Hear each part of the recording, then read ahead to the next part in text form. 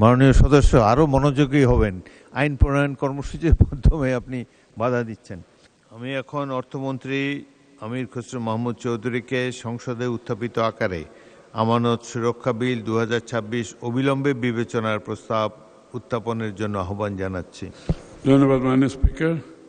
আমি আমির খসরু মাহমুদ চৌধুরী অর্থমন্ত্রী প্রস্তাব করছি যে ব্যাংক আমানত বীমা আইন 2000 রহিতপূর্বক যুগোপযোগী করিয়া পুনঃপ্রণয়ন কল্পে আনিত বিলটি আমানত সুরক্ষা বিল 2026 মহান সংসদে অবিলম্বে বিবেচনার জন্য গ্রহণ করা হোক। ধন্যবাদ মাননীয় স্পিকার।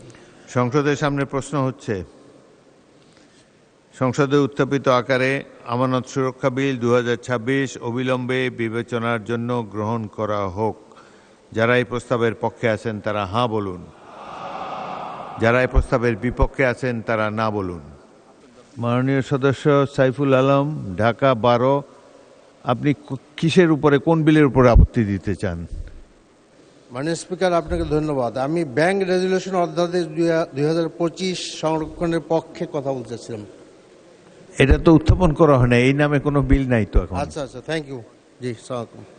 মাননীয় সদস্য আরও মনোযোগী হবেন। আইন প্রণয়ন কর্মসূচির মাধ্যমে আপনি বাধা দিচ্ছেন। এনিওয়ে,